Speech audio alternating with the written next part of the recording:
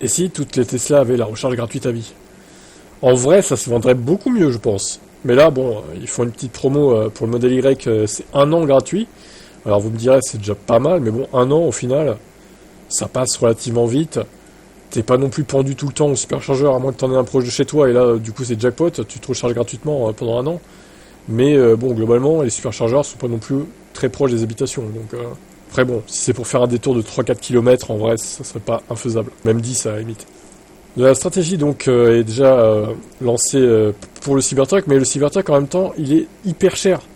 Tout comme les Model S, d'ailleurs, dont le prix a augmenté de 5 000 $. Donc, pour compenser, ils ont... alors, honnêtement, recharger 5 000 $ sur le superchargeur, faut quand même y aller. Hein. Ça va être dur à rentabiliser. Hein. En France, un an de supercharge est actuellement offert pour tout modèle Y acheté. En offrant une telle valeur ajoutée, Tesla rend la conduite électrique beaucoup plus simple en supprimant un frein, celui de l'anglosse de recharge. Cependant, cette approche reste économiquement viable, car Tesla l'offre uniquement sur son propre réseau de recharge. Une alternative pourrait être l'introduction d'un abonnement mensuel ou annuel à l'image de services comme Spotify. Ce modèle permettrait de rendre la recharge à vie accessible à un plus grand nombre, tout en assurant la viabilité économique pour les constructeurs.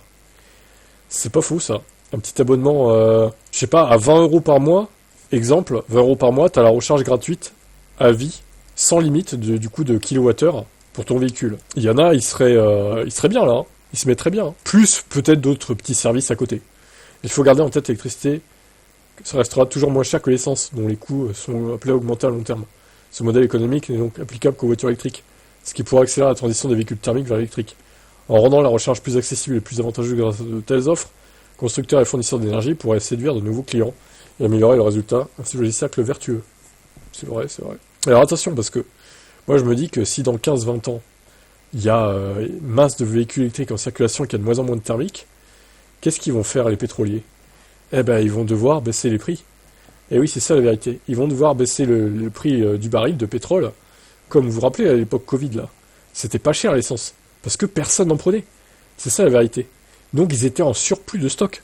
Moi je me dis que dans 10-15 ans, ça se trouve, ça va être la même chose en fait. Alors peut-être pas avant 10 ans quand même, parce que le temps que toutes les voitures électriques se vendent en masse, etc., ça va prendre du temps pour faire baisser la part du thermique. Mais à terme, on y viendra. Hein. Et moi, je pense pas qu'au final, l'essence augmentera tant que ça. Les voitures thermiques vont devenir de moins en moins dominatrices en termes de vente. Elles vont même se raréfier avec les années qui vont passer, les décennies qui vont passer.